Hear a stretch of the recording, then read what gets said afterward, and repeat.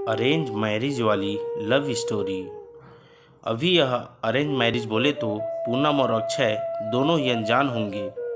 बराबर दोनों ही अनजान थे। उनकी शादी दोनों के परिवार वालों ने मिलकर पक्की की थी। दोनों ही मिडिल क्लास परिवार से थे।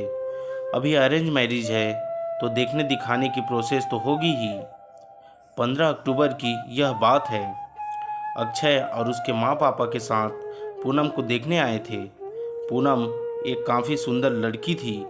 अक्षय को वह पहली नज़र में ही बहुत पसंद आई। उसने पूनम को रिश्ते के लिए हाँ कहा और पूनम से भी पूछा, तुम्हारा क्या निर्णय है, क्योंकि तुम्हारा निर्णय ज़्यादा महत्वपूर्ण है। पूनम ने भी तुरंत हाँ कर दिया और बाद में दोनों की शादी की तारीख पक्की की गई। बहुत धूम धड़ाके के साथ दोनों की शादी कर दी गई। उनकी शादी अक्षय के घर पर हुई। अक्षय का घर शहर के 1 BHK घरों के जी3 था।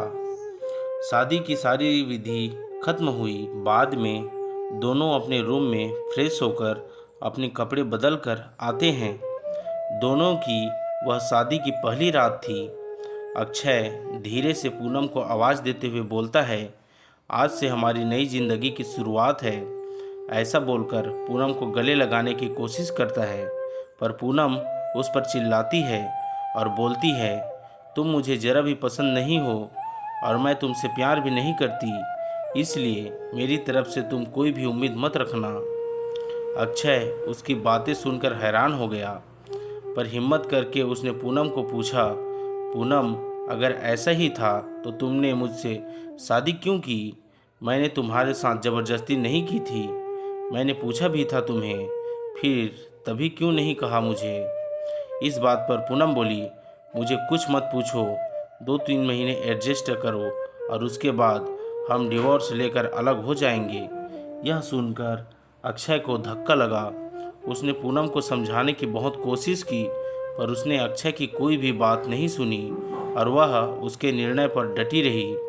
अक्षय उसे बोला, ठीक है, तुम्हें यही ठीक लगता है तो यही करेंगे, पर मेरी एक बात मानोगी क्या? पूनम बोलती है, क्या? अक्षय बोलता है कि एक छोटी सी मदद करोगी। जब तक माँ पापा यहाँ हैं तब तक तुम यहीं पर रहोगी। एक बार वह गांव चले गए तो फिर सब तुम्हारे मुताबिक होगा। वह भी तैयार हो गई इस बात पर और दोनों सो गए। हर रोज़ का दिखावा उनका चालू था। माँ पापा के सामने पति पत्नी की तरह रहना उनको समझ में नहीं आए, इसलिए उनके सामने नाटक करना। ऐसे करते करते दिन खत्म होने लगे। दोनों ही नौकरी करते थे। फिर रोज़ के टाइम टेबल के अनुसार अपना अपना काम खत्म करके काम पर जाना। अक्षय रोज़ पूनम से प्यार से बोलने का प्रयास करता था, पर पूनम अक्षय को अनदेखा करती थी, क्योंकि पूनम की एक ही इच्छा थी कि उसको जल्दी शादी नहीं करनी थी। घर के लोगों का मन उसे नहीं दुखाना था, इसलिए वो शादी करने के लिए तैयार हुई। पर शादी करने के बाद भी वो फिर से अकेले रहने का विचार करती थी, क्योंकि उसे खुद की लाइफ किसी के साथ शेयर नहीं करनी थी। जैसे तैसे उसके दिन धकेल रही थी। अक्षय मात्र उसे अपनी पत्नी का दर्जा देने का प्रयास कर रहा था, पर पूनम कभी भी अक्षय को पति का दर्जा नहीं देती थी। एक दिन फर्श पर पानी गिरा हुआ था, तब पूनम का पैर उस पर अचानक से फिसला और उसका पैर फ्रैक्चर हो गया। अक्षय तुरंत उसे डॉक्टर के पास लेकर गया। उसका इलाज होता है। डॉक्टर कहता है पैर पर जरा सा भी जोर नहीं देना है, उसकी काफ़ी देखभाल करने के लिए बोलते हैं। फिर क्या, अक्षय उसका बहुत ख्याल रखने लगा। हर रोज़ उसके पैर की मालिश करता था। उसका पैर फ्रैक्चर होने के कारण उसे ठीक से खड़ा भी नहीं हुआ जा रहा था। घर के काम और खाने की जिम्मेदारी अक्षय पर आ गई थी, पर अक्षय को तो पहले से ही ये सब की आदत थी। इस वजह से उसे कोई दिक्कत नहीं थी। अक्षय रोज़ खाना खुद ही बनाया करता था। उसके माँ पापा भी उसे थोड़ा घर काम में मदद करते थे। रोज़ काम पर जाने से पहले पूनम के लिए नाश्ता और खाना बनाकर खुद के हाथों से उसे नाश्ता खिलाता था और फिर काम पर जाता था। टाइम पर उसे फ़ोन करके दवाई लेने के लिए याद दिलाता था। काम पर से आने के बाद सबसे पहले उसके पैरों की मालिश करता था। उसे थोड़ा चलने के लिए मदद करता था। कोई भी काम हो उसके लिए मन से करता था। फिर भी वह अक्षय को प्यार से नहीं बुलाती थी। उसका मन अक्षय को स्वीकारने के लिए तैयार ही नहीं था। एक दिन पूनम को देखने के लिए उसकी सहेली आई। उनकी बातचीत चालू थी तब अक्षय दोनों के लिए नाश्ता बनाकर लाया। फिर वो पूनम से बोला, मैं ज़रा मार्केट से हो आता हूँ, थोड़ा सामान लाना है, तुम दोनों को कुछ चाहिए तो बता दो। पूनम बोलती है, नहीं अभी कुछ नहीं चाहिए, तुम जा कर आओ। पूनम की सहेली को अक्षय को ऐसे नाश्ता लाते देखकर धक्का लगा। उसने पूनम को पूछा, पूनम घर के काम सब तुम्हारा पति ही करता है क्या? हाँ वही देखते हैं। मेरा पैर फ्रैक्चर होने के बाद से पूनम की सहेली पूनम को बोलती है कि तुम बहुत खुशनसीब हो जो तुम्हें इतना प्यार करने वाला पति मिला। पूनम के चेहरे पर मात्र प्रश्न चिन्ह रहा था। तभी पूनम बोली, इसमें इतना खुशनसीब होने जैसा क्या है?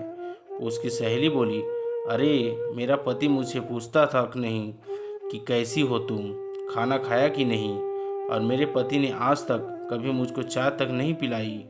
मुझे भी लगता था मेरे पति भी मेरा ख्याल रखें, ज़्यादा कुछ नहीं पर प्यार भरे शब्द ही बोले तो बहुत होता मेरे लिए। बहुत इच्छा होती है यार, पर उसके बजाय मुझे हमेशा निराशा ही मिली। बहुत मन दुखता है मेरा यार। यह सब सुनकर पूनम विचार में डूब गई। उसके मन में अक्षय के प्रति प्यार जागने लगा। अक्षय का प्यार उसकी आंखों के सामने आने लगा। वह उस पर जान छिड़कता है, यह उसे समझने लगा। अभी धीरे धीरे पूनम को भी अक्षय से प्यार होने लगा था। वो उस पर विश्वास करने लगी थी। अक्षय के मन पर मात्र ही एक ही डर था कि माँ बाप गांव गए तो हमारा डिवोर्स हो जाएगा, पूनम मुझे छोड़कर चली जाएगी और समाज में मेरी इज्जत कम हो जाएगी। तभी माँ पापा अक्षय को बोलते हैं कि अभी हमें गांव जाना चाहिए, थोड़े दिन रहकर खेती वगैरह करके आते हैं।